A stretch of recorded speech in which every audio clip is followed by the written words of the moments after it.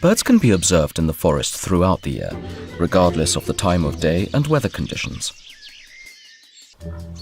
Their distribution, number and species composition in particular parts of the forest depend, among others, on the abundance of food, habitat preferences of individual species, as well as the season of the year.